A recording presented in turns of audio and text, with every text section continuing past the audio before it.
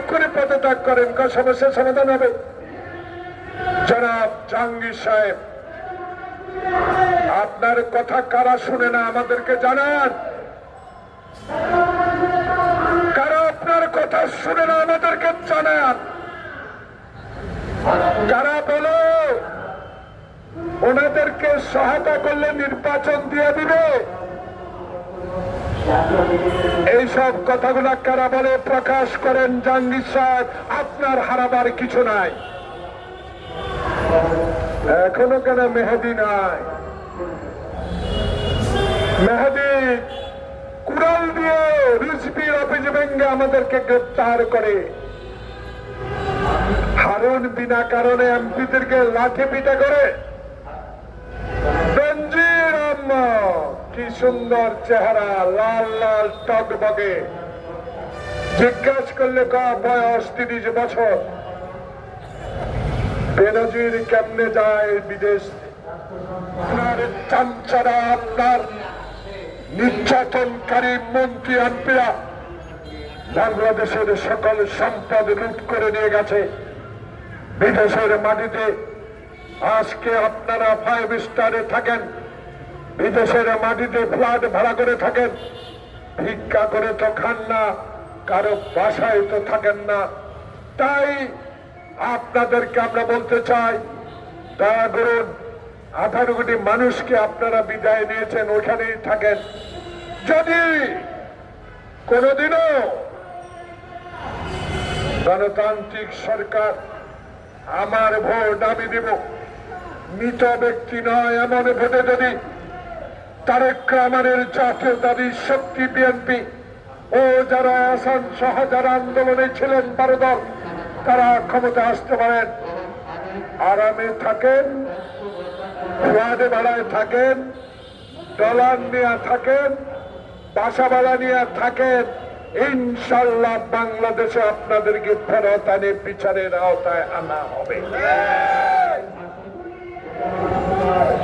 জাহাঙ্গীর সাহেব আমার বন্ধু মানুষ, একসাথে যুদ্ধ করছি একই ক্যাম্পে, ভালো মানুষ, সোজা মানুষ, সারাদিন হাসে, গালি দিলেও হাসে, সমালোচনা করলেও হাসে। আপনি এক্ষুনি পদত্যাগ করেন, সমস্যার সমাধান হবে। জনাব জাহাঙ্গীর সাহেব, আপনার কথা কারা শুনে না আমাদেরকে জানান। কারা আপনার কথা শুনে না আমাদেরকে জানান।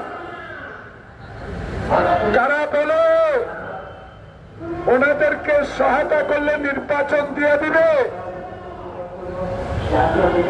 এইসব কথাগুলা কারা বলে প্রকাশ করেন। জাহাঙ্গীর সাহেব, আপনার হারাবার কিছু নাই। এখনো কেন মেহেদী নাই?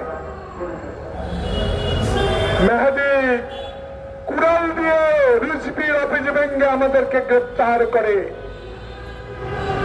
হারুন বিনা কারণে এমপিদেরকে লাঠি পিটা করে। বেনজির আহমদ, কি সুন্দর চেহারা, লাল লাল টকবগে, জিজ্ঞাসা করলে বয়স 30 বছর। বেনজির কেমনে যায় বিদেশ? কোথায় ভটকায় ভটকায় এক কথা বলে দেখি। না না, পুলিশের হাবিব, আরে ভাবি, পুলিশের ওই যে এসপি অফিসে বসে বসে কিনা সিনিয়র মনির সাহেব, কোথায় আপনি? এখন একটু আসেন না।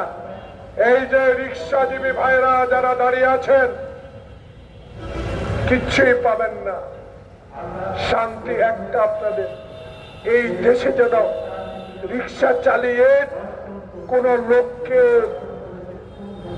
ঘুষ দিতে না হবে, একটাই পাবেন। সে পাওয়ার ব্যবস্থা করার জন্যই মুক্ত খুনের রক্ত দিয়ে বাংলাদেশে ইউনূস সরকারকে প্রতিষ্ঠা করেছে।